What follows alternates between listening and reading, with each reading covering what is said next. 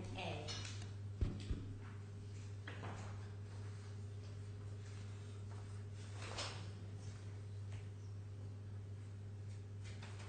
I'd like to write that number on the copy you have in the box there, Mr. O'Donnell, just so that it's not mistaken. Yes, it's been put on the, just to the right of you. 110A. 110A, yes.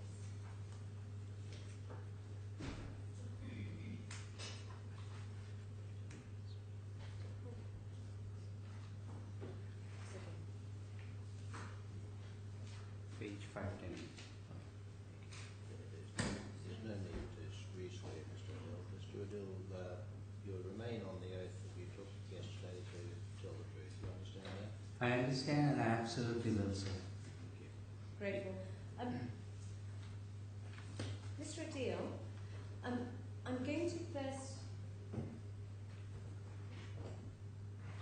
ask you to take in your hand the document just paginated 510A. Do you have that? I have it right in front of me, madam. And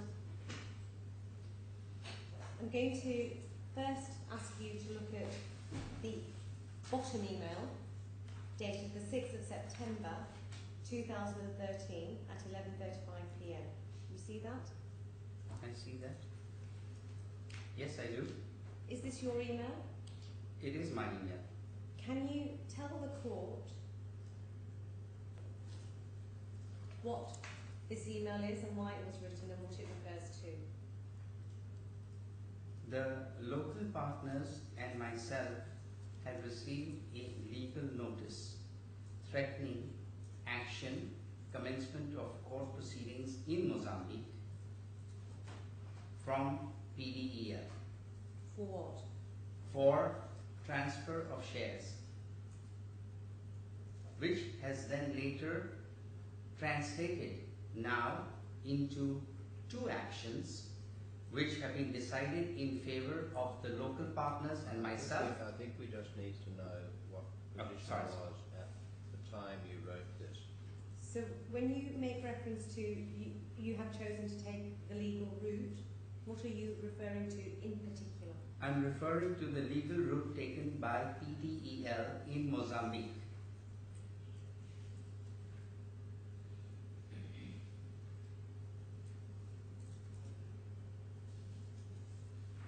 And then the email above that, dated the 8th of September, 9:38. Yes, I read it. Yes? What are you referring to in the first part of the first sentence? I'm once again referring to the legal notice threatening a court proceeding against the local partners and myself, which we had received from PDEL, and that is what I'm referring to in the first sentence. Yes, and then you say, I'm in Mumbai this week and can meet you individually or jointly with Shashir Dalal to find a solution we had discussed in Mozambique. We had discussed in Mozambique. What are you referring to there? I'm referring to another meeting that was had between Mr. Suresh and myself in Polana prior to me sending out this email on a visit of his to Maputo. Right, so is that the Maputo meeting? That is the Maputo meeting, absolutely. And then reading after, without prejudice to our legal position, I am in Mumbai this week and can meet you individually or jointly with Shashir Dalal to find a solution as we have discussed in Mozambique. Did you have a meeting with Shashir Dalal, individually or jointly, to find a solution? No, I did not have a meeting with Shashir Dalal, but I had it with Mr. Suresh. Okay. When was that meeting? That meeting was around September, between September 10th to 15th 15th what? of September. And where was that meeting? That meeting was held in Mumbai or Dubai, one of the two. I recollect exactly where we met. It had to be either in Mumbai or Dubai. And what was discussed at that meeting? At that meeting, Mr. Suresh said, I was only kidding by threatening legal action to, in his words, as I heard before today, if I can use those, to come to a solution, to come to a resolution. And was it in relation, which matter in particular was it in relation to? It was in relation to the legal notice that we had received in Maputo against the two local partners and myself. Can I now ask you to turn to page 542E of volume 2? It's the volumes on the right. Yeah, I can see that. No, they're on the right hand side. Sorry. So I'm going to ask you questions about this alleged page 5 of the minutes of the meetings of the 3rd of October. What was the tab number? Please can you refresh me?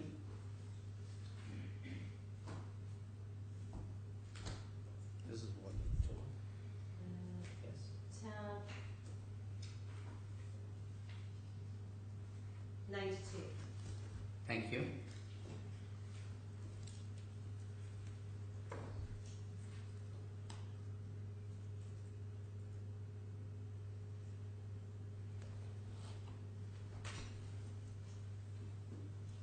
It says DO7 and there is page 5. Yes.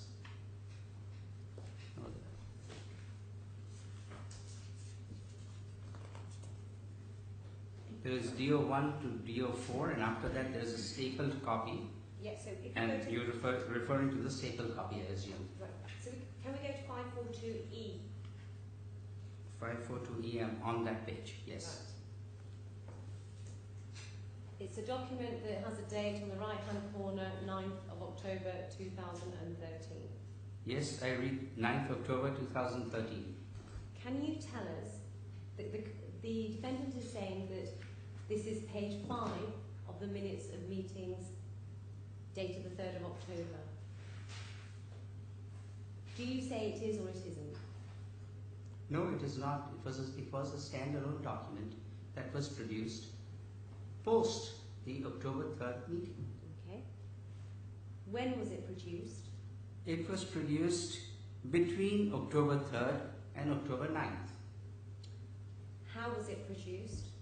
It was produced by Shishir Dalal and Maheshwari. I was in Dubai at that time. They did have a telephonic discussion with me, briefly, that they were going to produce a document such as this. Why was it produced? With 2020 hindsight and looking at the events that have transpired, it appears to me that At the time. Why was it produced at the time? it was produced at that time ostensibly to create an action plan and time schedule so that both parties would adhere and payments and all things would proceed as scheduled. And when do you say is that your signature at the bottom of that page? It absolutely is. And when do you say you came to sign this document? I signed this document on or about 15th November 2013. And why do you say that? I say that because at that point in time, I was due a payment for my salary from July 13 to September 13th, the Lexus car and the balance of equity grant. And I was told in no uncertain terms that unless this document was signed, no money would be released to me.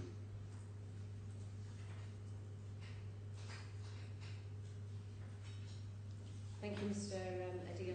Thank you. Do you want to go to any further questions? Yeah. Mr. Adil, it's right, isn't it, that you have some sort of legal background? Yes, I graduated, as you know, from my witness statement in 1977 with a Bachelor of Law degree. I've never practiced law in my life. Lucky for you.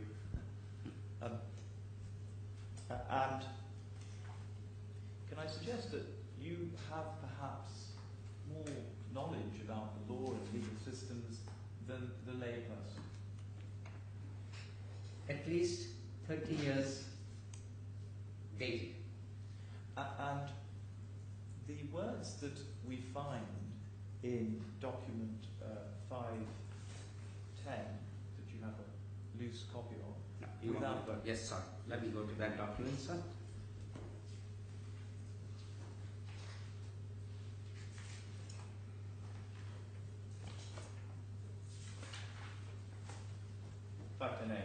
Yes. The words "without prejudice" are your words, of course, this being your email.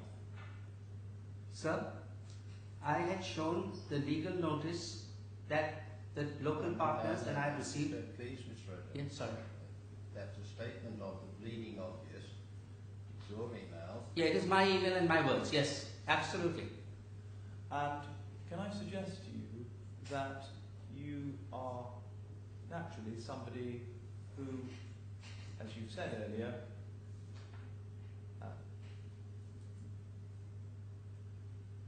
speaks truthfully. Yes, absolutely. And you are somebody who is unlikely to write something which he doesn't understand, which you don't understand. Sir, I consulted, I showed the legal notice to our attorney out there, and our attorney, who was jointly appointed between the local partners and myself, suggested that this is what I should be writing. And the legal position that you were taking in Mozambique was, if I can put it in summary, that PDEL had no right to claim for either the value or the payments for machinery that it had made. So you're absolutely wrong, sir. If you look at the legal pleadings which are included in the witness statement and the tabs, that is not the case. Okay. Well, you just tell us briefly what the claim by PDEL was about in Mozambique. The claim by PDEL, the first claim by PDEL, is to bring an injunction against Frontera and stop it from utilizing any of the equipment. So pause there for a moment.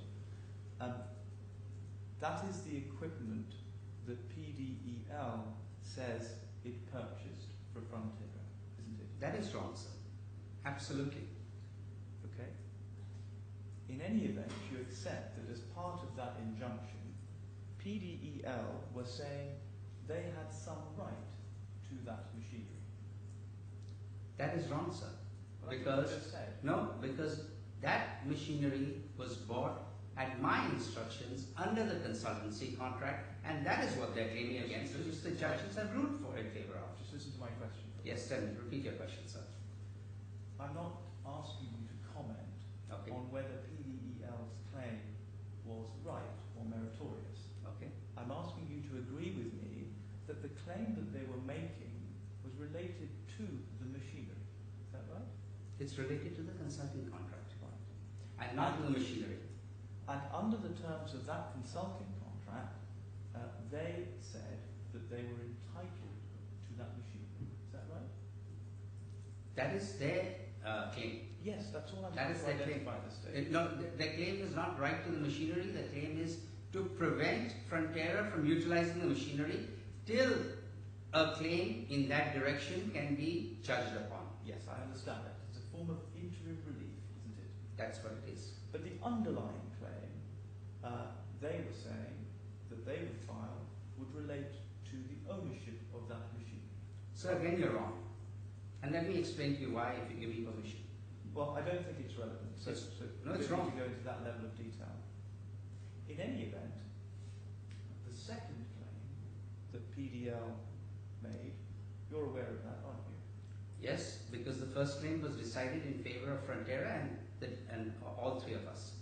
For the record, that's on appeal. But the second claim, tell us what the second claims are. The second claim is a repeat of the first claim of seeking an injunctive relief, and the judge had ruled that you cannot have the same cherry twice, that you cannot claim for shares as well as injunctive relief. You have to choose either.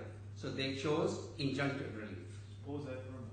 Mr. Berg, while we're paused, I'm not sure, I don't understand the first claim and the second claim because there was no mention of two claims in the evidence in chief. No. And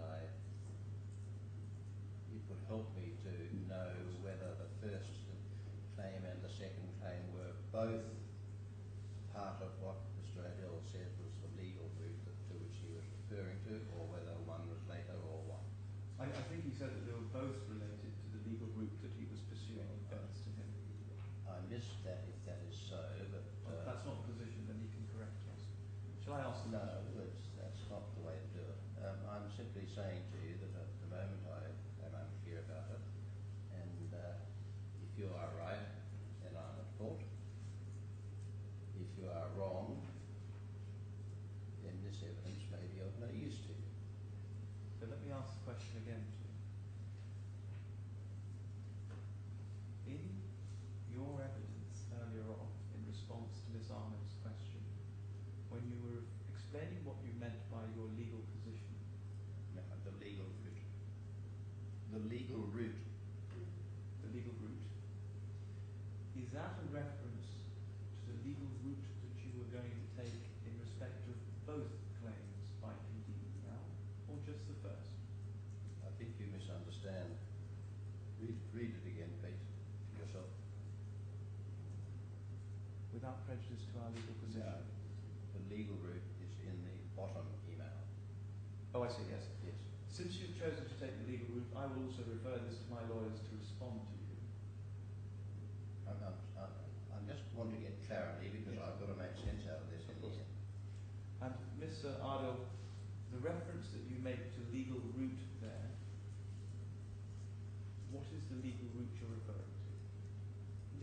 As I explained to Mr. Ahmed, the legal route that I'm referring to is the legal notice that was received by the local partners and myself threatening legal action against all three of us. Thank you. Now, you referred to the first claim, and then you referred to the second claim. Yes?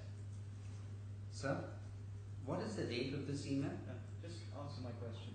In your evidence, you referred to two claims, didn't you? That's right, but those claims only came in April of at least 9 months later. I see. So, when you said notice, what are you referring to? Is that a reference to the legal route? Yes, there was a legal notice from a law firm. Right. And that is a legal route. And the legal notice, from what I understand, referred to the claim that PDEL was making in respect of the machinery. It was with regard to the contribution of the machinery they had made under the consulting contract. For $319,000 US. 323,600 less the 23,600 that I refunded back, which is a total of $300,000. Yes. And in that claim, you'd agree that they were saying, either give us the machinery, or alternatively, give us the shares. No, that is not what they were saying. They, at that point, did not say anything about getting the machinery back. All they said is that we would like to get shares in the company. Right, so we agree on that. They said that we would like to get shares in the company. Now, pausing there for a moment, it's right, isn't it,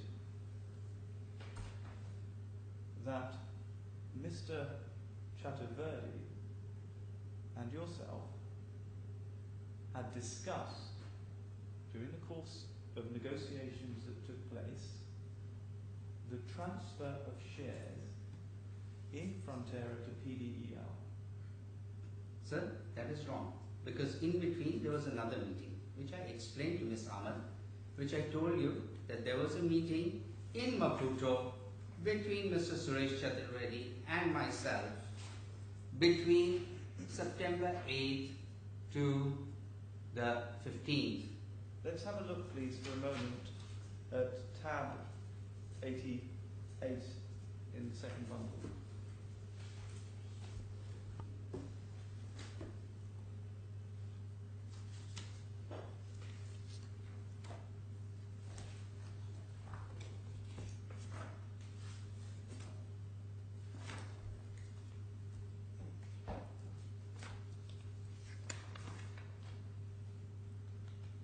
Tab 88 is Exhibit SC20. Can you see that? Yes, I read that. That's the letter or email of the 21st of September from Mr. Chaturvedi to you. Yes? Yes, this is only to me, singularly. And we can see, can't we, that in the first line there's a reference to various emails dated the 7th, 8th and 9th of September. Yeah? Yes, it says that. And it's right, isn't it, that the only email that we have, or that we've seen today, is of that date. So you're making an assumption. Your Honour, precisely, that's quite unfair because this document has only been handed to us today. We haven't been able to do any other searches in relation to this document. We haven't been able to make any other requests to this document. Well, the question was that the only email we have seen so far, dated the 8th of September, is the page 510A1. Now That's that maybe would appear to be accurate. Where it gets Mr. Dyer is entirely another matter.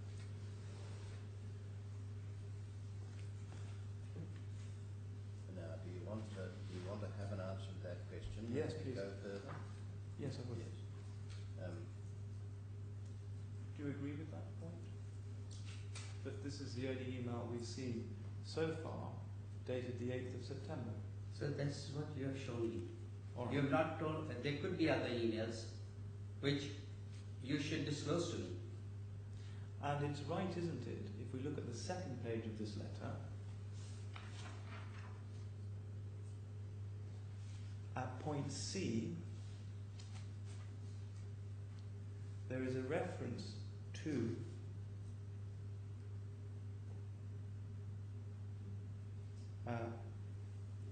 the 25.5% shareholding funded by PDEL in Frontera. Can you see that? Yes, I read. And in the fifth line, you can see that it says you could not acquire the shares in Frontera under the terms of your employment contract if Frontera was not intended to be a group company, etc., etc. It then goes on to say you are not permitted to acquire shares in any entity. Now, just look at D for a moment. You read me C. Do you want me to have any answer to you on C? No, no. Or this was just to amplify and read it to me? Just to read it to you. I can read it, sir. And just look at D. So far as the issue relates to the issue of shares to Frontera and the execution of shareholders' agreement with Frontera, we would pass on this email to PDL to enable it to respond to you specifically. However, we have dealt with the various relevant issues pertaining to the situation of conflict herein. Now, can I suggest to you that this email brings to your attention the fact that there is a dispute ongoing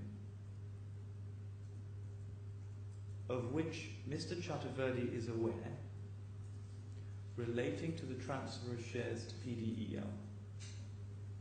So what's your question? Please. Would you articulate. agree? I have read point number D. Please articulate your question to me. Would you agree that this email confirms that Mr. Chaturvedi regards the failure of the transfer of shares to PDEL to be a matter in dispute between you and him? Sir, this is doublespeak. Because as I explained to you, if you look at that email which you showed me, which is P510A, in that I explained to you that the legal route which was referred to was the notice that the local partners and I had received already. And after that there was a meeting between Mr. Chaturvedi and myself where it was decided that I should ignore that notice. Can I ask you please to turn to to document number 5, page 542E, which will be at tab 92. This is the new document we added into the bundle. This is the new document, right?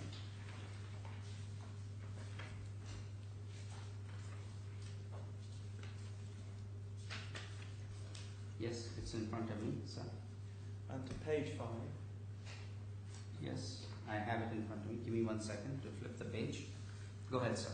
You'll see here at page 5 that one of the things that is required to be done by you is the issue, in point 1c, is the issue of shares to PDEL and all other shareholders. You see that? Point C, yes, I see it. And so that's one of the things that arises either at or very soon after the meeting of the 3rd of October, isn't it? That is one of the points which was covered, and that is stated earlier. And therefore, it's fair, isn't it, to conclude from that that the dispute relating to the transfer of shares to PDEL was a subject matter of dispute between you and Mr. Chaturvedi, and not just between PDEL and Frontera. Sir, sorry. Mr. Chaturvedi used PDEL as his vehicle to invest, and they are separate legal entities, and he had issued a legal notice and he's taken legal action even today in Mozambique. 2 cases have been decided, a 3rd one is an appeal, and he is pursued it independently of himself. You're not answering my question. I answered your question. Repeat your question. Would you not agree that it's fair to conclude that the issue of the transfer of shares to PDEL was the subject matter of dispute between yourself and Mr. Chaturvedi? It was a subject matter of dispute between me and Chaturvedi, him using his hat as the beneficial owner of PDEL and not as a chairman of FTPL. But you agree that it was the subject matter of discussion and negotiation within the meeting of the 3rd of October 2013. That was one of the conditions that was laid out, which has also been referred to later in the testimony that was given. You see, the truth is that when you referred to the legal route or your legal position on a without prejudice basis, you were also referring to the dispute between yourself and Mr. Chaturvedi relating to the shares in PDEL, weren't you? Absolutely wrong. That is a broader definition and a broader conclusion you're drawing versus what was said and what was decided. Wouldn't you agree, as part of a negotiation, it would make sense to include all disputes between the parties within a settlement? Makes sense, doesn't it? Yeah, but then why separate legal actions have been taken by PDEL? That's not the question I asked you. That's my rhetorical thinking in my mind. Well, it's not for you to be rhetorical right now, it's for you to answer the question. And the question is, do you not agree that it would make sense to resolve all disputes between the parties? Sir, sometimes not. Sometimes you may only resolve certain parts of a dispute. So what you're saying sometimes you may. It depends on the commercial considerations. So what you're saying to this court is, despite there being a multitude of disputes between yourself and Mr. Chaturvedi, you decided not to include the dispute relating to the shares in PDEL within any settlement discussions. Is that your evidence? So that's not my evidence. As is stated earlier, that we did agree, it is stated in black and white over there, that point number 1C includes issues of shares to PDN and other shareholders. However, you're trying to draw an unfair inference, in my perspective, Well, of taking that's for the court to taking decide. a gift. No, sir. You are trying to draw an unfair and a broader inference than my testimony and the evidence that I've given.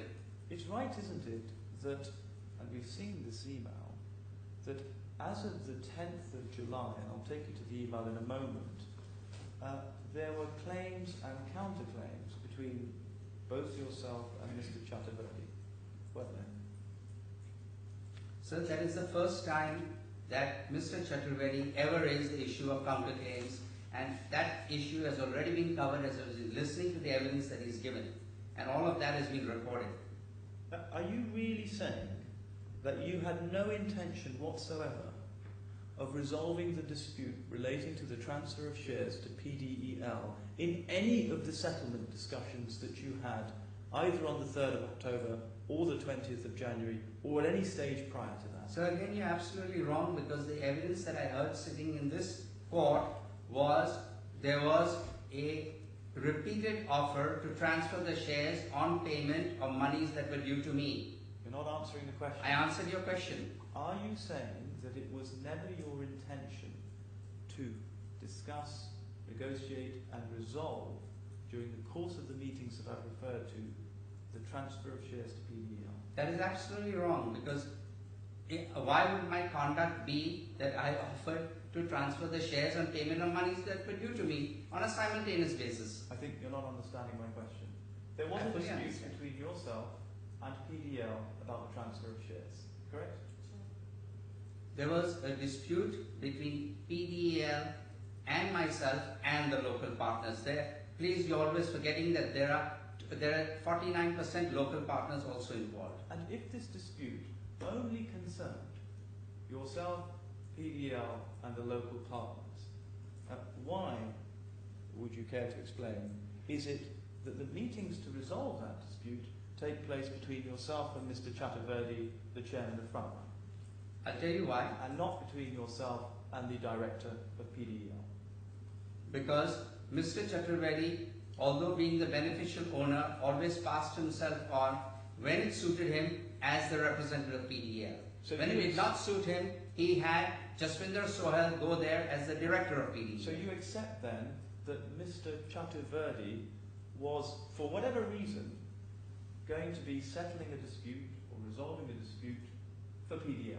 He kept saying, I cannot sign any paper on behalf of PDEL. Do you accept that? No, I don't accept that. I don't accept that. Why on earth were you communicating with Mr. Chaturvedi regarding the settlement of the dispute related to PDEL? Because, as I told you, he passed himself out sometimes as the person who was authorized to speak on behalf of PDEL. When it did not suit him, he said, I cannot talk anything about PDEL because I am only a beneficial owner of a trust company. Did you speak to Mr. Chaturvedi about the transfer of shares to PDEL? My Lord, can I just object? Firstly, these questions are being put time and time again. The remit of cross-examination was in relation to these documents. These questions could have been put yesterday. No, they couldn't, because I only knew now. Mr. Dar, please, if I ask for your contribution, I will do so. I think it's still all right, Ms.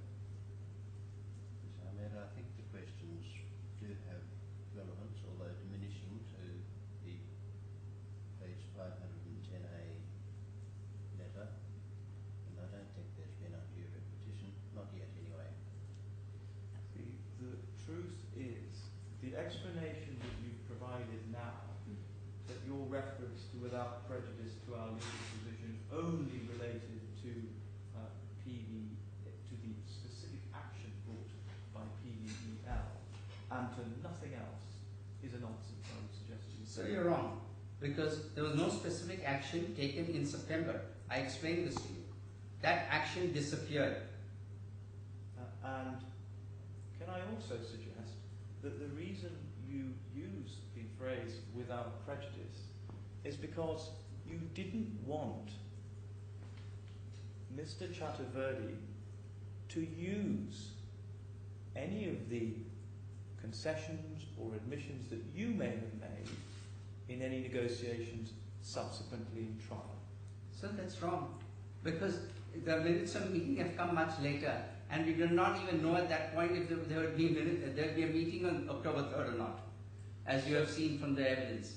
So when you use the phrase "without prejudice" to our legal position, what precisely did you mean? Without prejudice to our legal position in terms of a threatened legal action in Mozambique, and this was on the advice of our local council, of the local partners and myself, who is representing us even now.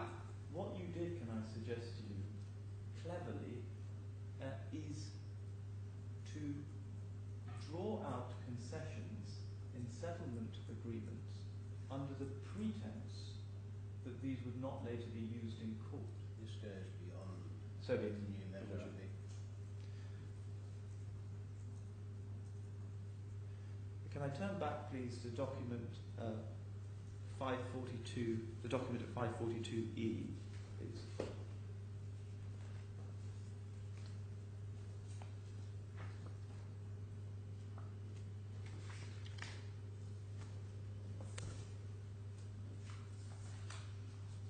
Now, you signed this document, didn't you? Yes, that is my signature. And at the time you signed this document, you read all the items on here, didn't you?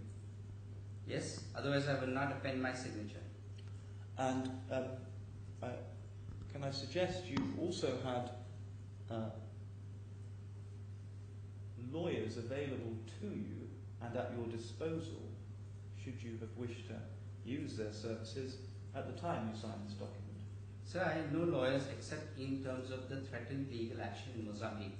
The lawyer in Mozambique was not conversant with anything besides Portuguese and Mozambican law. And you, can I suggest, agreed to all the items on this document, didn't you? This is what we jointly agreed. Yes, I agreed to it. Absolutely.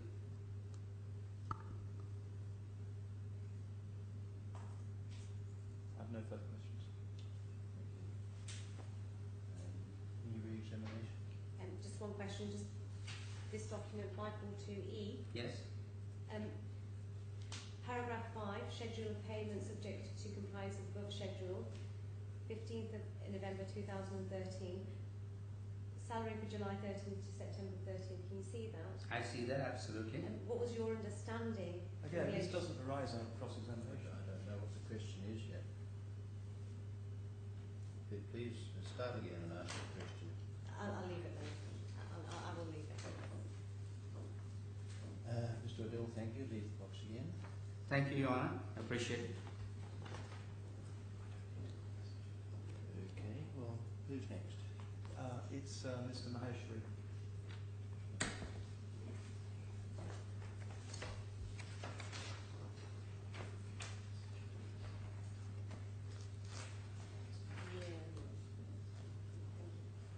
Your Lordship, I'm going to tell Mr. Chatterberry that if he wishes to, he can leave so he can catch his flight. Oh, I'm sorry, I couldn't see him still there behind you. Yes, well, I hope he makes it. It's a 4 o'clock flight, it'll be tight. Thank you very much. Yes, well, formally then, I can excuse Mr. Chatterberry. Great. Thank you.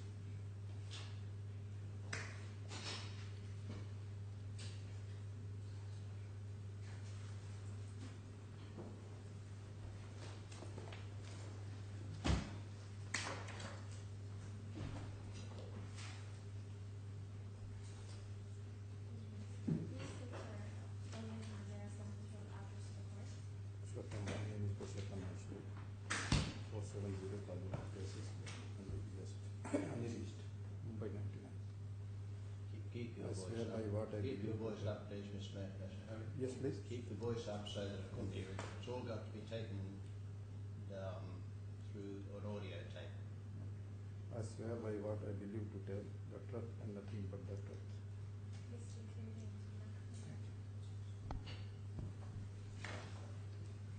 Do your best to keep your voice up and within range of that microphone, would you please?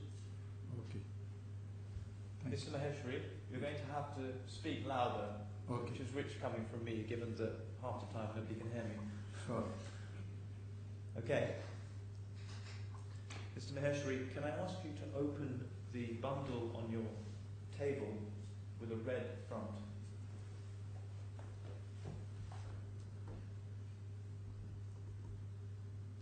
And can you turn to tab 23?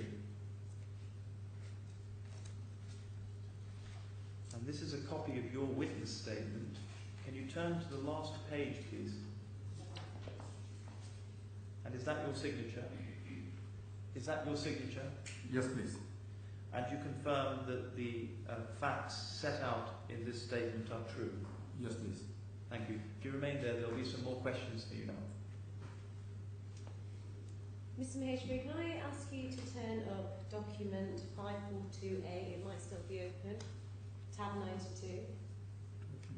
Volume 2. I think it's... Here only? is that your witness statement bundle? No, it's not that bundle. So, no, I think it's the one, the big one on the side there, yes. I don't know if it's helpful to you to put the folder underneath on the side. Volume 2. Yep, okay.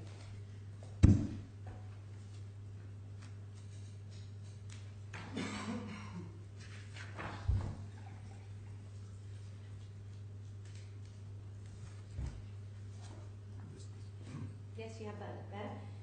You were present at this meeting on the 3rd of October 2013, weren't you? Yes, please. Yes.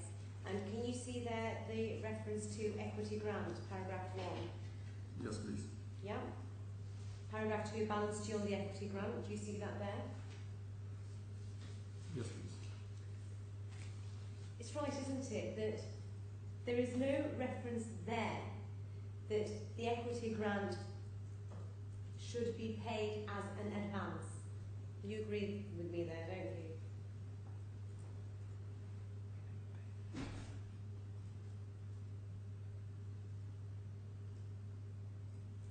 My Lord, I'm loath to interject, but it's never been suggested from this side of the room that the equity grant was paid as an advance. We've always said it's just an advance without any relationship to the equity grant. Well, I think there's an underlying dispute So, yeah. that allows... But I just don't want the witness to be misled. Well, yes. Carry on, please. Yes, please. Yes. Can you repeat that question? What is the question? The question was, there is no reference there that the monies that would be paid under the equity grant section in this document would be paid as an advance. It is not mentioned here. No. And the 20th of January minutes, if you could turn those up, please. They are at tab 114.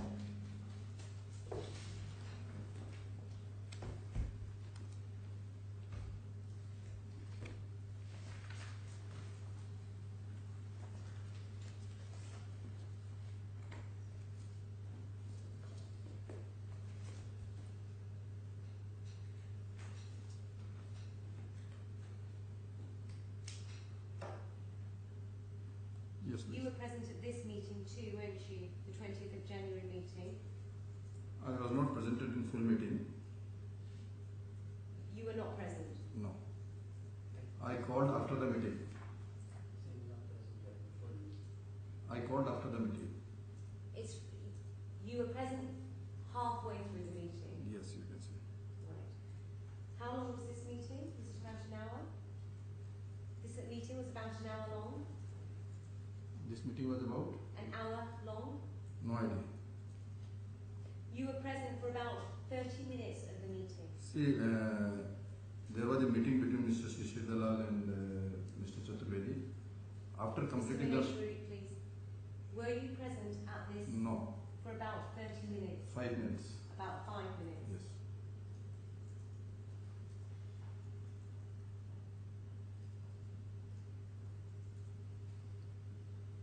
You say that the classification of the payments that were made, that were classified as an incentive, that they were in fact advances. That's your evidence, isn't it?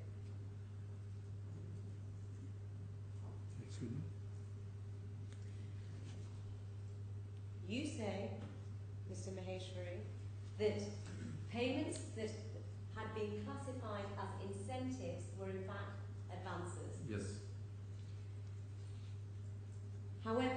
You have never questioned the claimant about his classification as being incentives. You never. No. And the reason why you haven't, even though you had the opportunity to do so on at least 2 occasions, is because That's double question. you have had the opportunity to question the claimant on 2 occasions, haven't you? No, I am not supposed to. I am reporting to the chairman. I am not supposed to question the MD of Frontline. Well, you questioned back in December why the payment of 200,000 should be paid. You questioned that, don't you? No. That's wrong. Raghuram asked me. I'm sorry to interject, but Let what you Mr. question Mr. from Dar. me... Just a minute. Both of you, please sit down. Let's start again. That's not the way it should happen. Mr. Dahn, did you have an objection? My objection was this. What he had criticised or complained about was the payment to the personal account. The question that was put was different and misleading. Right. Now, Mr. Ahmed, ask the question you want to ask now, bearing in mind what has been said. You have asked questions of the claimant's conduct for financial matters, haven't you? No. Mr. Raghuram asked me, Mr. Shishir Dalal is asking payment in his personal account, which I refused, or I have the reservation, it should not be in the personal account. But if you were so alarmed that the claimant, you say, classified these payments as incentives, as somebody who oversees the financial accounts, surely you would have asked the claimant, why have you classified these payments as incentives when they should be advances? And you didn't, did you? Again, No, I'm not with you. no, 1 minute. Again, that's a double question. You really... Maybe I'm trying to press ahead in the interest of time, but I think not maybe doing so at all. Maybe you're trying to give me a preliminary address. Now, let's get on with evidence, not addresses.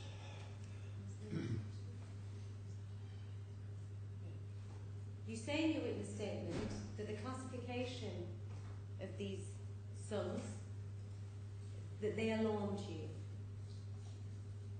Okay. You said in your statement that the way in which these sums have been classified by the claimant alarmed you. Allowed? No. Alarmed you. I could not understand. What worried? Worried you? Try again. Mr. Sorry if you can repeat. Yes, okay. You've said that the way in which the claimant has labelled these payments concerned you.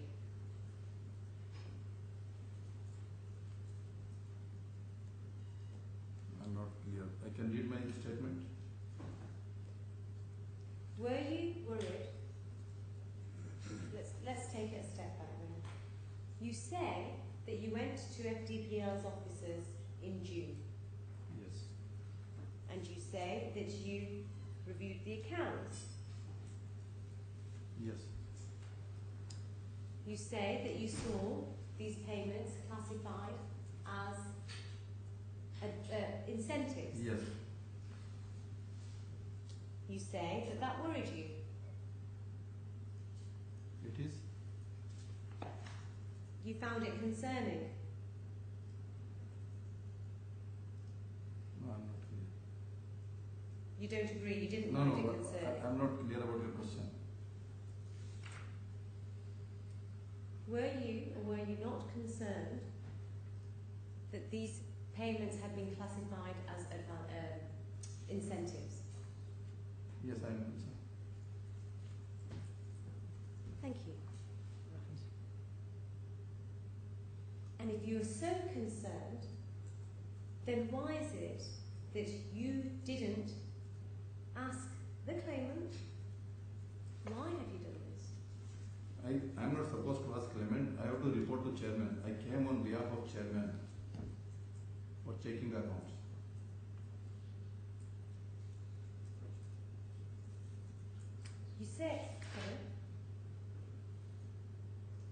You say you saw clarification from the chairman, yes? Is that right?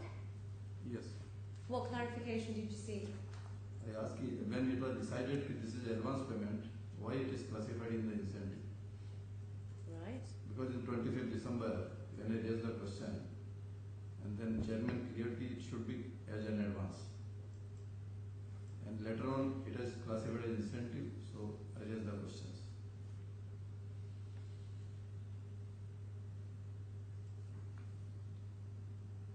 Can you remember when you asked, well,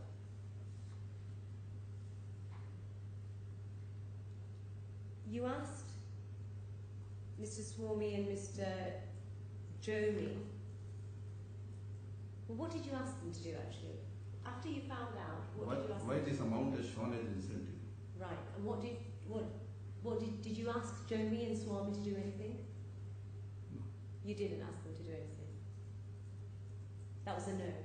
Yes, I have seen the trial balance and where this was shown in the as an incentive.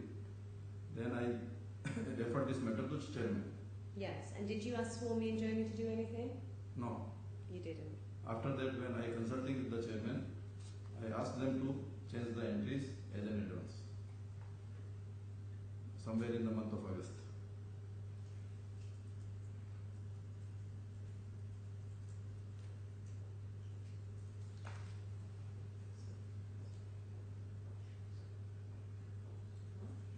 I beg your pardon.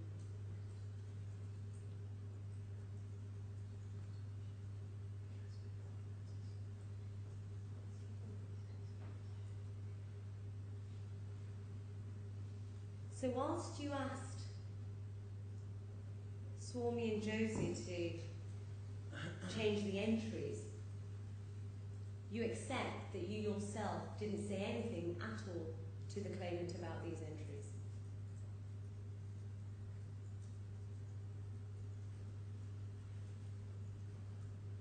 Can you repeat it, please? Slowly. Whilst you asked Swamy and Josie to correct the entries, you didn't say anything at all about these erroneous entries to the claimant. No.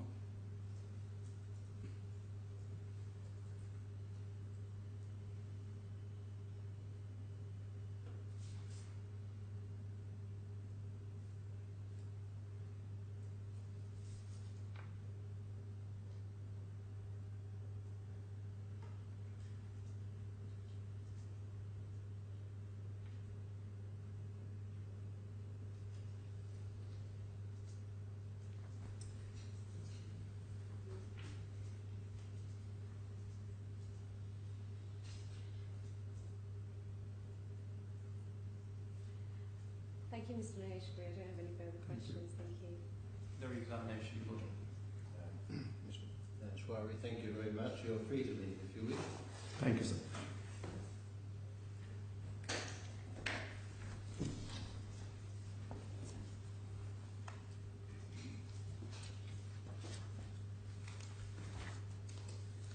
Mr. D'Souza, is it? Is the next witness, yes.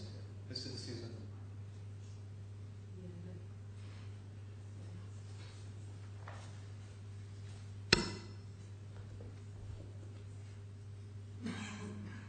Please state your name, address, and office for the court.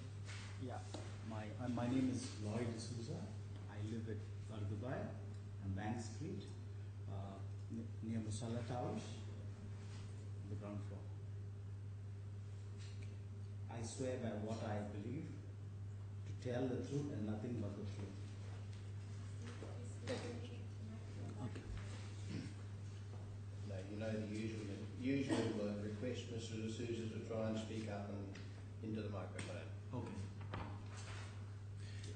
Mr. D'Souza, if you can just pick up the bundle with the red front. It's a smaller one. It might. And turn to the first tab, tab 21.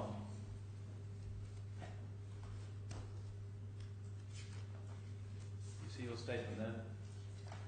Statement is one. No. Should be the first one, number 21. Have you picked up this bundle? Yes. Right. Yeah. Okay. You found your statement? Yes. Can you just turn to the last page? Can you confirm that that's your signature? That's correct. And that the facts set out in the witness statement are true? That's right. Thank you. There'll be some more questions to you. Mr. D'Souza, can I ask you to turn up tab 88, please, of volume 2?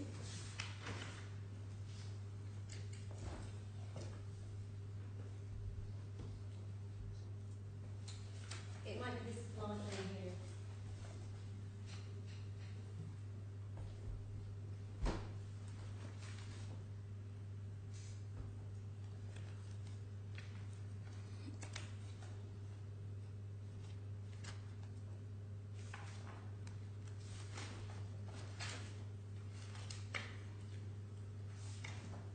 $88?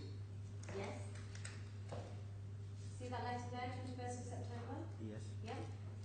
You were copied into this letter, weren't you? Yes. You are the executive assistant to the chairman. Yes. It's true to say that you read all correspondence that comes to the chairman. Yes. So you would have read this letter. Yes. Can I ask you to look at 1, 2, 3, 4, 5, 6 pages, 7 lines up from the bottom, please. Of which page are you Line 1, 3. Okay. 7 line. Yeah, where it starts. In fact, by your own email, you say that you cleared your personal belongings and vacated the office on June 30th, which the company was not aware of, but you appear to have done that deliberately and with an intent. Yes, you see that? Yes. So you would have read this letter, you would have seen it being written by your chairman, who you report to, that the office had been vacated on June the 30th, but yet you don't correct him on that. The email, I'm not sure, because the email had already come out. Yes? So I do not know, I've not read this contents fully. Right? That's what I'm saying. Oh, right. Okay. So now you're saying you didn't read the contents fully. But it's right, isn't it, that you're copied into this letter, you see the reference there to June 30th, but yet you don't correct the chairman.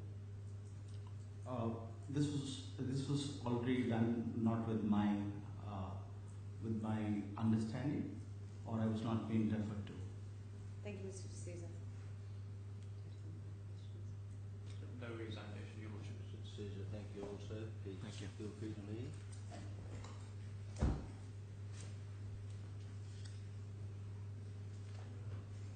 Are we all done, evidence-wise? Yes, ma'am. Yes. And All done, yes. Good. Let's think what we do now. At some point I said that I would give reasons for the ruling on the course that I would take at the beginning. It might be convenient for me to do that now. It will probably take 15 or 20 minutes. And then we can work out a timetable for submissions and perhaps have the preliminary discussion, just a few aspects that certainly indicated yesterday. Is there anything else either of you wants to raise? Just housekeeping matters, I suppose. You asked for a list of documents cross-reference to the trial bundle that we sought to have excluded. That's right. One, and two, list of paragraphs from the witness statement that we also sought to have excluded. I misunderstood you. What you'd asked for is the reply witness statement. That was right. In any event, for convenience, we put together a list, very helpfully by the other side, which cross-references the paragraphs to the pagination in the trial bundle, Right. which I also have. And as of yet, we haven't had an opportunity to agree to this issue. Well, we have an opportunity, but we haven't agreed to this issue. Well, you must take that opportunity agree, and perhaps it would be good if we make sure we adjourn in time for you to do that before you depart this place. What's the progress on the agreed issues? Is that something that is not really going to happen today? We haven't had an opportunity to discuss the list of issues, and on a cursory glance, and I say this tentatively, have not spoken to my own friend, but as it might be unlikely given how these proceedings have gone. However, what I would say is that I'm happy to discuss with Mr. Dar and take his position, and then perhaps report back to the court where we are. Well, we'll just see how the time goes. Step one, I think, will be to agree that the cross-referencing document, if I can put it that way. Yes. Step two would be to ask if you can for you and Mr. Dar to spend time this afternoon here so it doesn't go away on trying to get the list of issues agreed. Whether you succeed or not, we will see. So, well, the first thing I will do then is I'll give the reasons for that ruling. These should be transcribed separately from the ordinary transcript, and after any necessary correction they'll be made available to the parties. And there may be the odd glitch when I can't decipher my notes, so bear with me.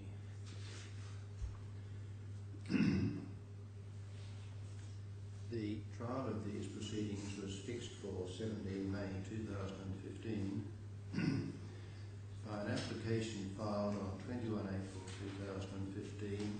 The defendant sought orders that a number of paragraphs of the witness statement of Mr. Asif Adil be, quote, removed from evidence or redacted, end of quote, that a number of documents referred to in the witness statement, quote, be excluded from evidence, end quote, and that, quote, there be no reference to any settlement discussion between the parties in evidence at trial, end of quote. As the last mentioned order indicates, the basis of the application was that the materials, which I will call the without prejudice materials, and which were centred on minutes of meetings between the parties on 3 October 2013 and 20 January 2014, were or recorded without prejudice communications.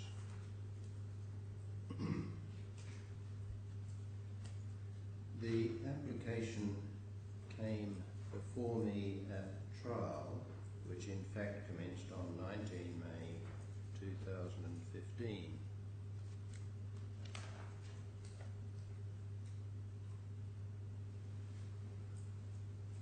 It began with debate on whether I should decide whether the without prejudice materials were admissible,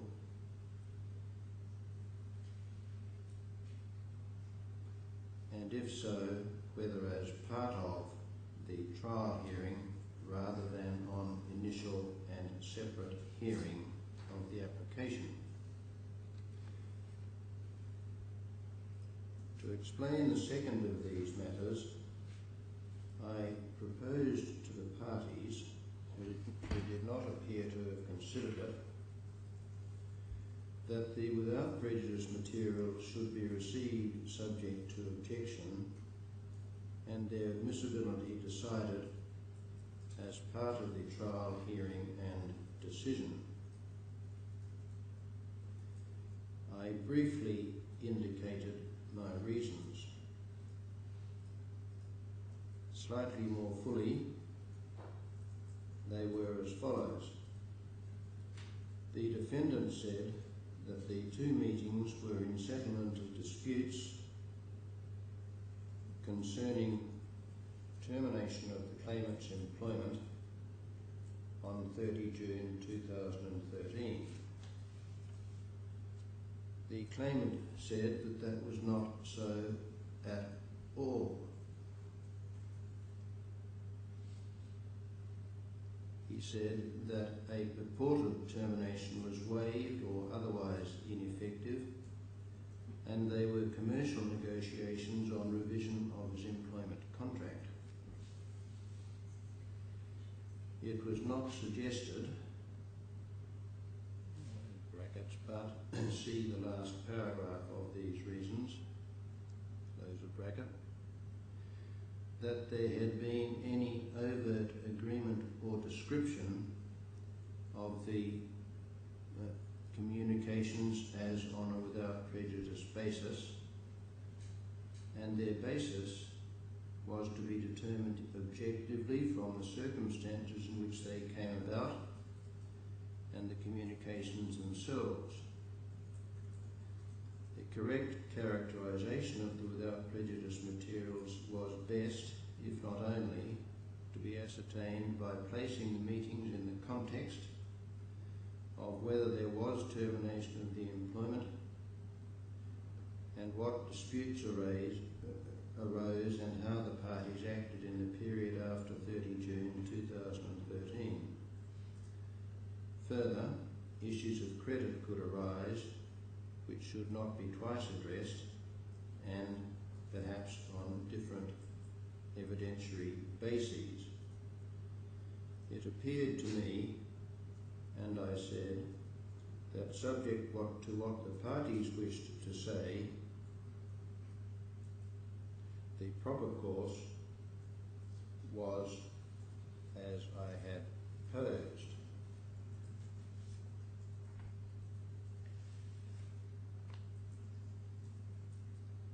The immediate response of the defendant raised the first matter.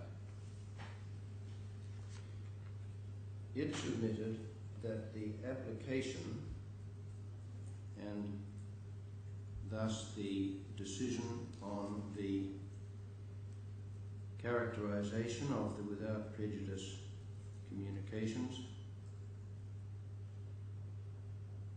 should be referred to another judge for hearing and the trial adjourned. Alternatively, that if I heard the application, I should not hear the trial, which again should be adjourned. It appeared to accept, indeed suggested, that admissions of substance were made in the without prejudice materials, which at this point I had not seen, and while it also accepted the judicial ability to put aside for the decision in the case knowledge of the without prejudice materials if ruled inadmissible, it submitted that the reasonable observer would consider the trial contaminated, its expression, which I will adopt for the present for convenience, and not justly conducted, if the without prejudice materials were before me for the purpose of determining their admissibility and were ruled inadmissible.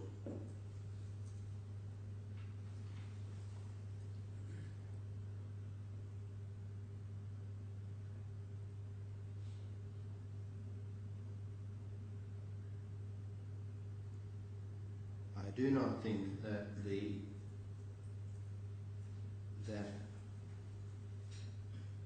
in the event that these submissions were not accepted, the defendant meaningfully opposed the course of deciding the application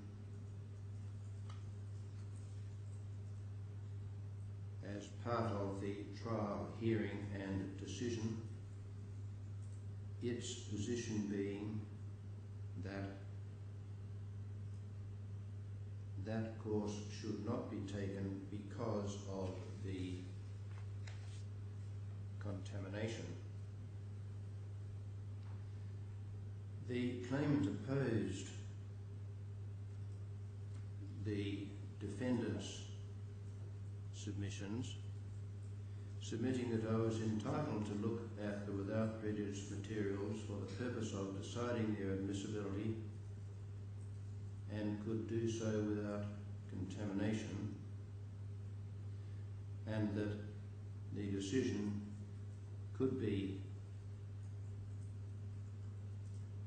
arrived at as part of the decision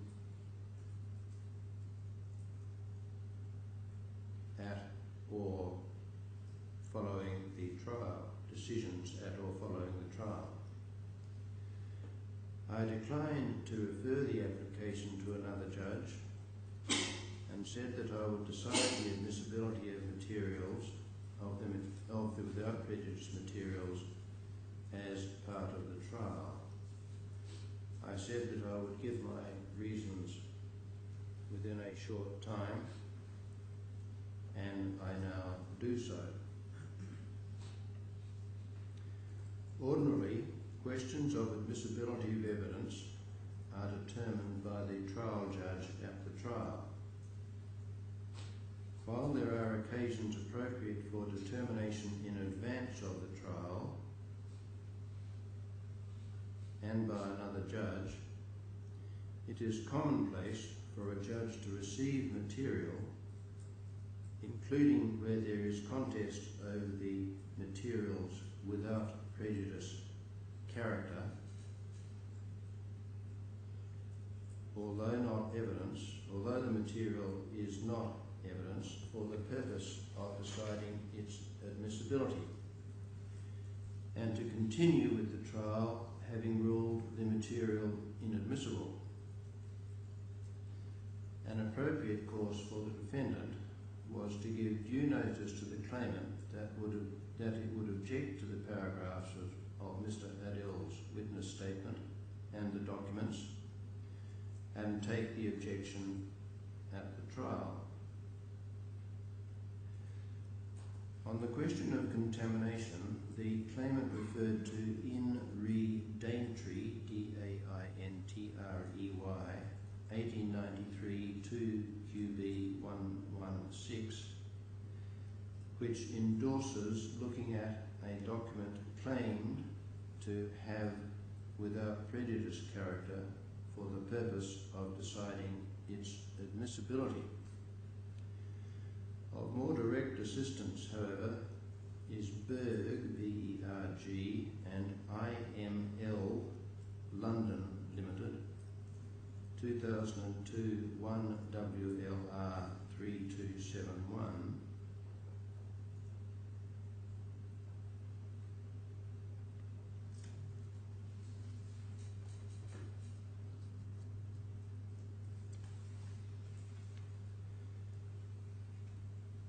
that was a privileged communication case, although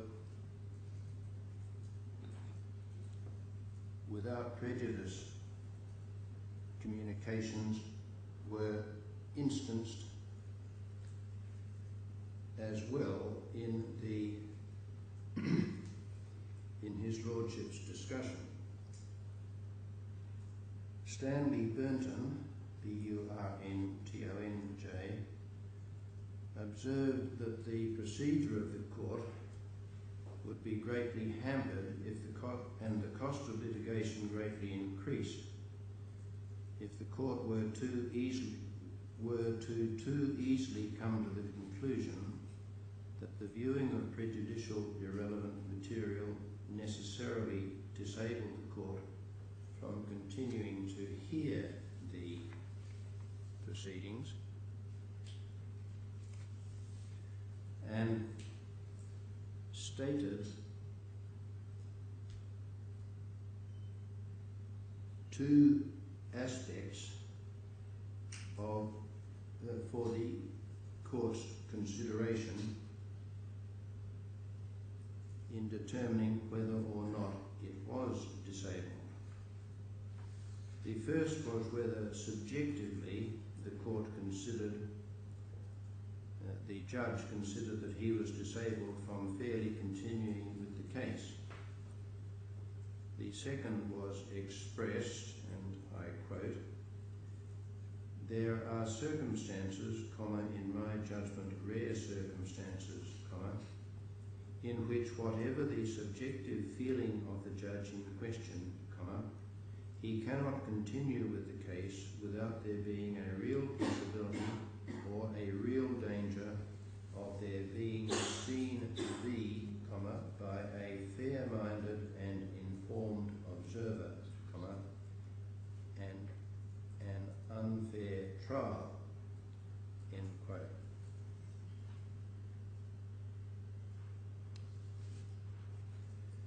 This second aspect, for this second aspect, His Lordship took up the test then found in re medicaments, medicaments, and related classes of goods, brackets number 2, close bracket, 2001 1WLR 700.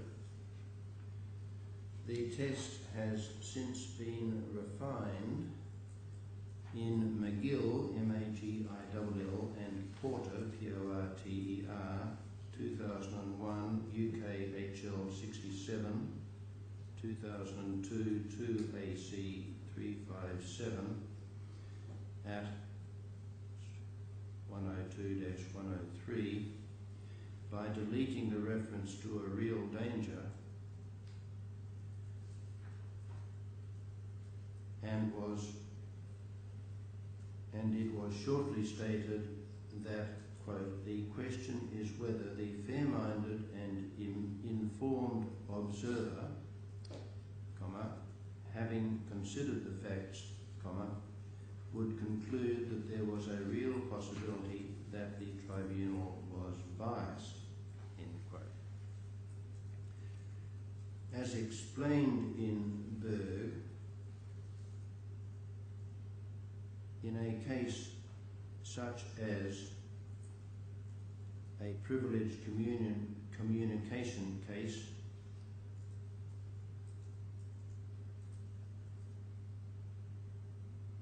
bias does not arise, hence the reference to appearance of a fair trial. And His Lordship said, and I quote,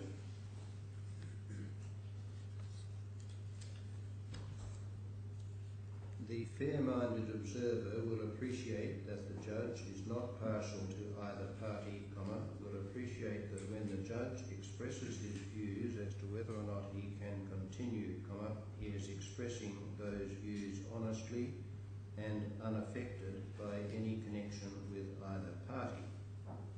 Full stop. New paragraph, still in the quote.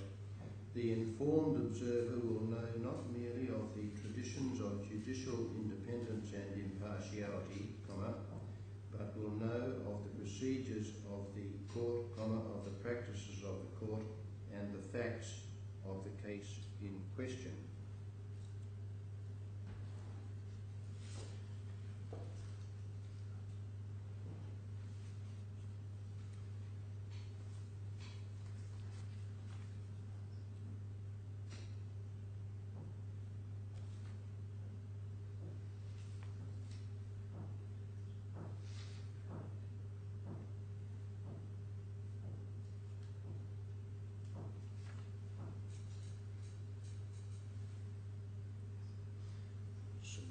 Then continuing the quote, "The relevant facts do include, where the judge has seen the material in question, the contents of that material," end quote.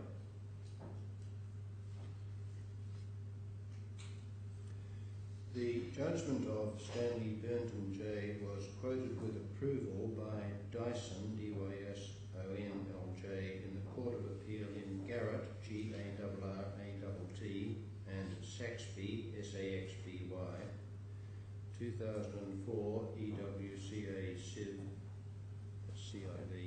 341 at 19, Ward, W-A-R-D, L-J, agreeing, and Buxton, B-U-X-T-O-N, L-J, seemingly also approving.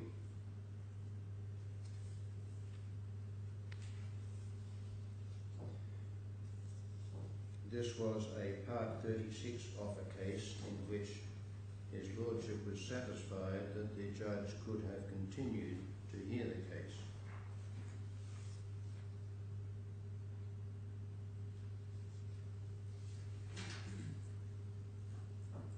Berg was also referred to by Lady Hale, H-A-L-E, in the Supreme Court in the matter of A, that's capital A, brackets, a child, close brackets, 2012 UK SC 60 at 17, the other members of the court agreeing, with the observation that, quote, the well-established test of apparent bias will apply, see Porter and McGill, end of quote.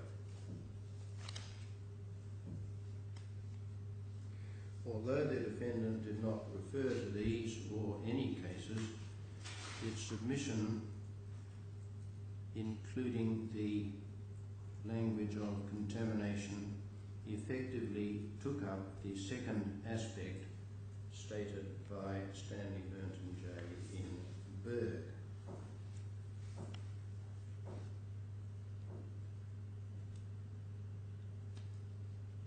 While His Lordship did refer to the effect of EU law, I do not think that it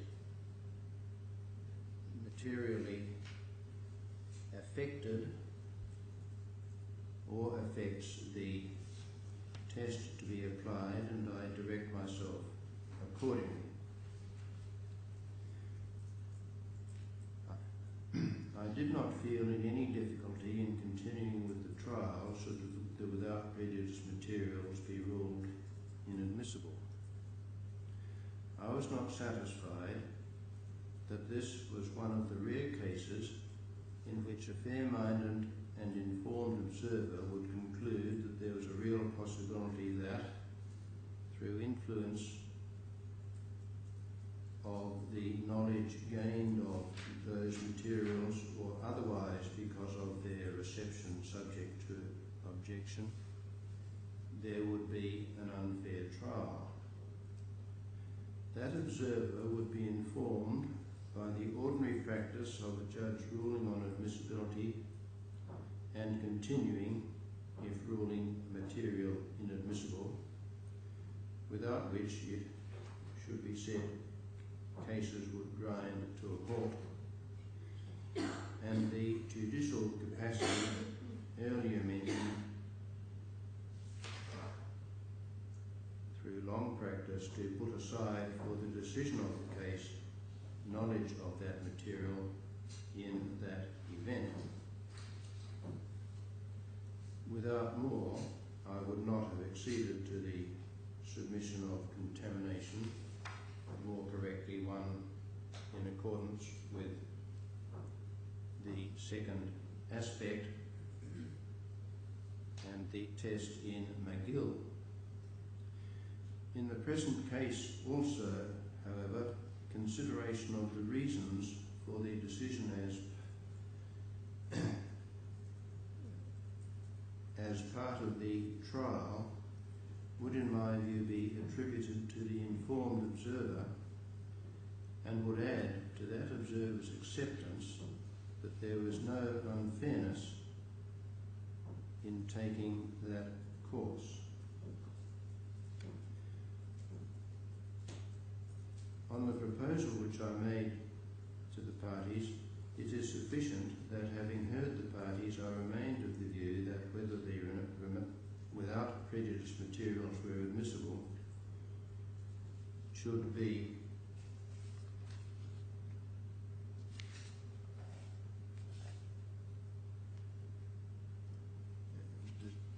dealt with as part of the trial hearing,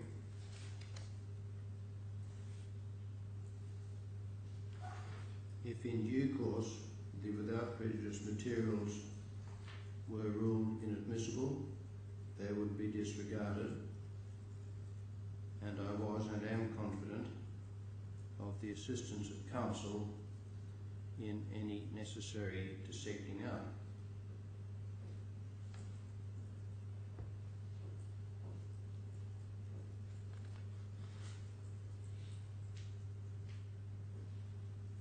I refer to one further matter.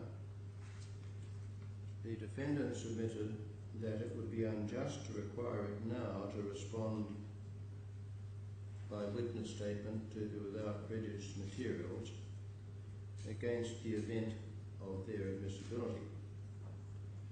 There was no merit in the submission. The defendant was dilatory in making its application, did not follow it up with a view to ensuring its decision prior to the date on which its witness statements were required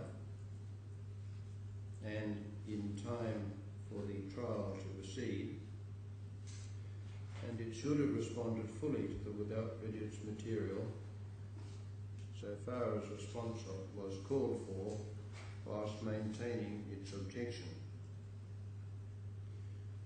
Any difficulty would be of its own making, and in any event I gave leave to bring in a supplementary witness statement the next day. I conclude with these remarks made at the time of giving these reasons on 20th? What's the date today? 20th? 21st of May. 21st. On 21 May 2015. First, I was informed on the next day that the defendant would not respond by further witness statement.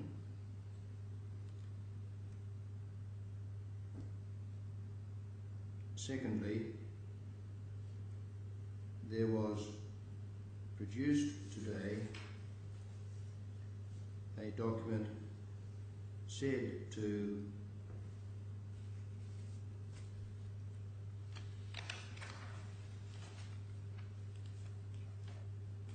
amount to a description of the communications as on a without prejudice basis, but that itself has been a matter of dispute. Thirdly, having now seen the without prejudice materials, I remain of the view that in neither aspect identified in Berg should I depart from my decision. Well, there you are, that's it.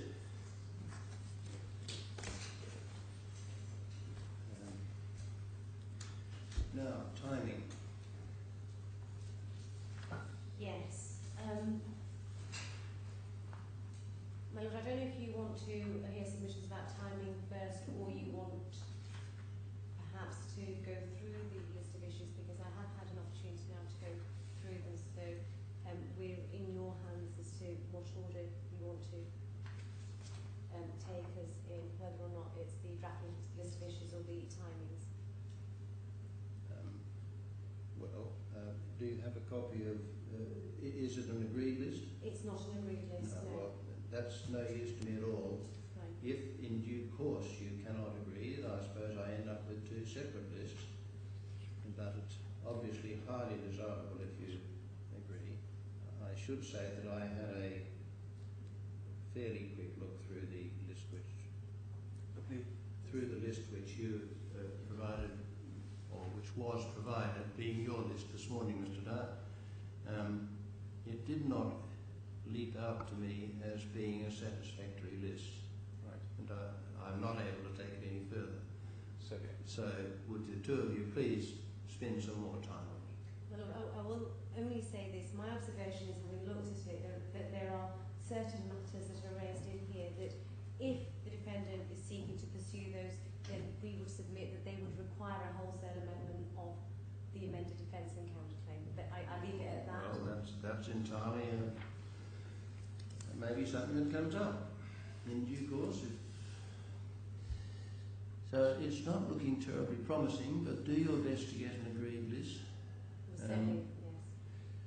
Well, just before we get to timing, Yes. I might mention one thing that I have in mind as the very first step.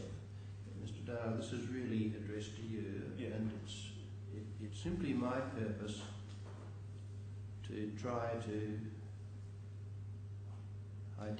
get a bit of focus on some of the issues and clear away some dead wood. yes. It seems to me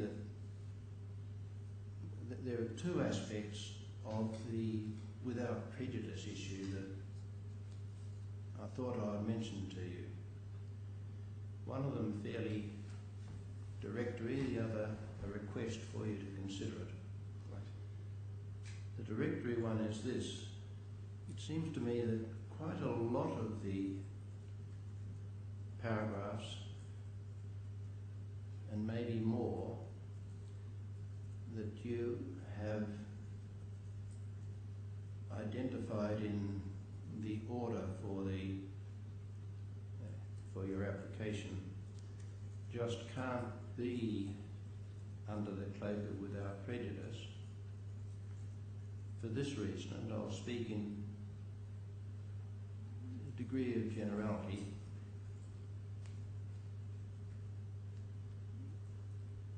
The communication from one party to the other saying, let us meet and discuss settlement, is not itself protected. Indeed, it is necessary in order to make out a case that once they do meet and have a discussion, what they then say is without prejudice. Yes. I think quite a lot of what you have taken objection to is in the former category, not the second. So, what I want you to do, and this can be treated as a direction, is to go through all the materials in the draft order to which you take exception, and within, let us say, a week, but we can discuss that, send a letter to Ms. Ahmed and one to the court, which can come through to me, saying which of those you no longer object to on the without prejudice basis. Yes. I hope that there's quite a number, and I don't expect you to abandon the minutes themselves, but that may clear away some dead wood. So, the second directory thing is this. Sorry, not directory. The requesting thing is this. And would you please both be assured that I'm really only trying to do this I'm really only raising this in order to try and make sure we can get to the true issues. That's what I do have an interest in, funnily enough.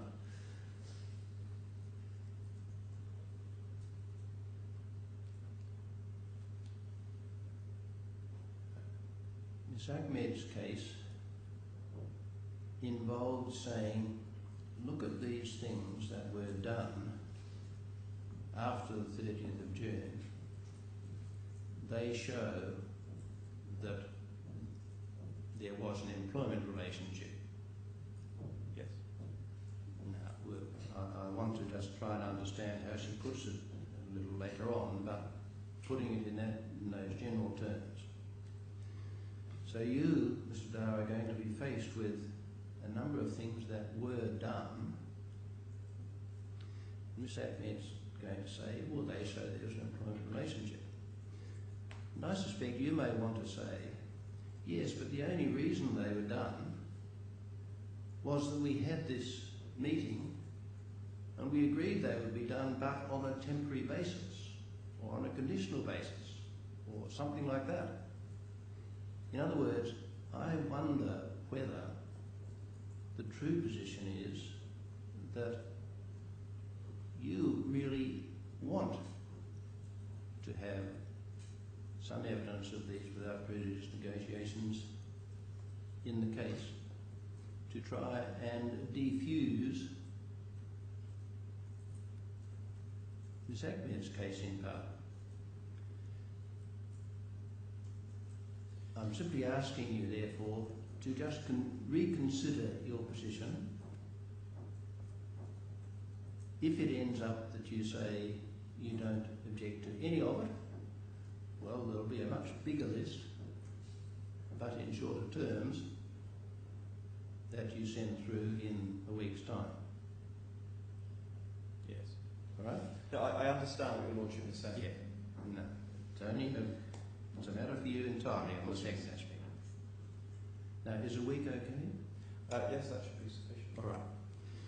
So, now, that may or may not clear away a bit of deadwood, Miss Ahmed. So, on the assumption you get that within a week, you'll have plenty to do between now and then. What sort of time for your written submissions? For my submissions? Yes. My lord, you are right, I will have plenty to do. Can I request the indulgence of the court because, in fact, I am due to travel for a month to the UK.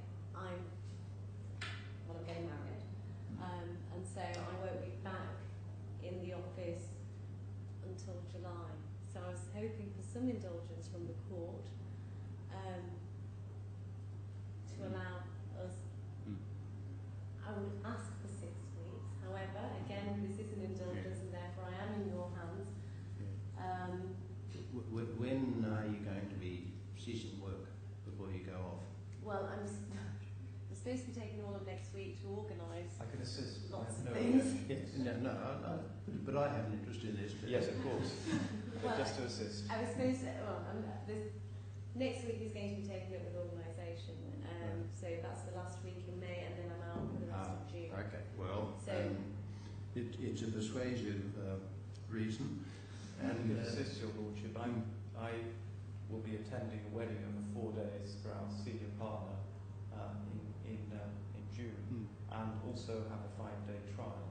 So I'm quite amenable to the okay. postponement of submissions. Okay. Well, if we say your submissions six weeks from now, that doesn't seem a problem to anyone.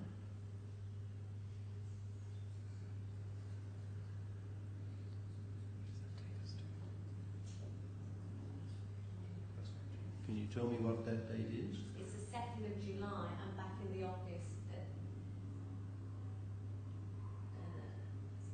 I'm back in the office on the 2nd of July. So maybe if I could. Oh, I think you need a bit more time. Yeah. Yeah. Now, come on, be realistic. If you're not really going to be able to do anything before you leave, 16th of July. I would prefer the 16th of Yes. July. I'd be grateful for that. yes, that's fine. All right. So your submission's on the 16th of July. Mr. Dar, what? I had in mind maybe 3 weeks thereafter. For you? Do you want them to be sequential? I think sequential. I think that might be the best thing because I'm silly enough not to really understand Miss Ahmed's case at the moment, and I think it might be useful for you to have it set up too. Yes, I agree. I'd ask for 3 weeks then. I think that'd be more All sufficient. right. What's 3 weeks after the 16th of July?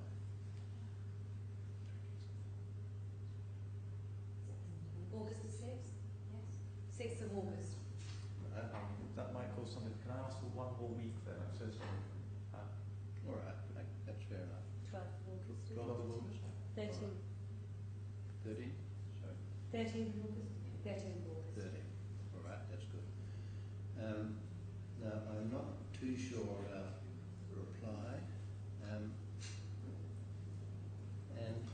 also, I should say that I can see possibly the need for trying to get some oral submissions, because I'm not sure that this is a case which I can really get to properly understand without your help in oral submissions. Yes. I would ask you to make your written submissions pretty full. There's a lot of material, and some of it's pretty confusing stuff, and we might need to work it out. So what I have in mind is not having any timetable for submissions in reply, but after the 12th of August, when I've had a look at it all, I can get in touch with you both and we can work out what happens next. Yes. Yeah. It might be submissions in reply, it might be trying to organise a video hearing, it might be that I will be over here, I don't know. Yes. Does that seem convenient? Yes. Yes, it does, yes. Now, anything more on timetable? No, we don't have anything on our side, no. Well then, I did want to just get a bit of a preliminary understanding, better understanding of Ms. Ahmed's case. So I want to just ask you a few things, if you don't mind. Roger, can I ask for a comfort break, a very short comfort break? Oh, of course. I'm sorry, I hadn't. We're having so much fun. Yeah. 10 minutes?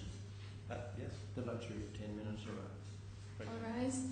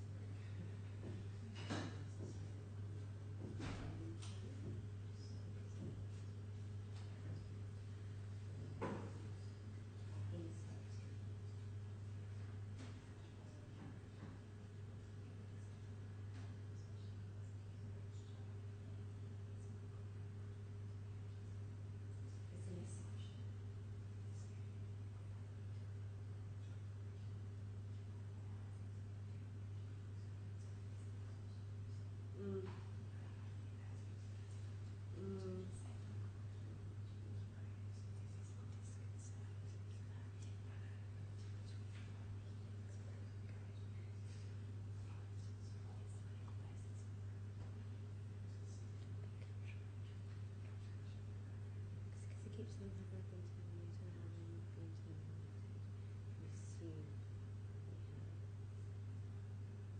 complete this and then when does he tell us that they're not completed? No, he says that's the claims and claims. No, he said that there's nothing in writing. Remember?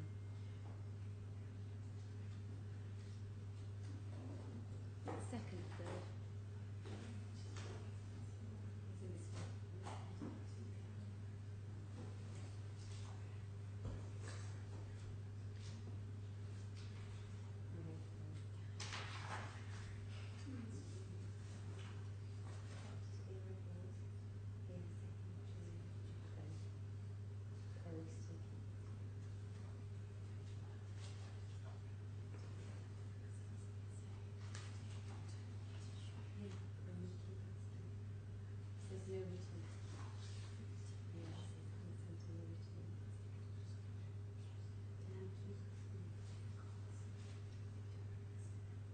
Um, 30th of June, yes, to you.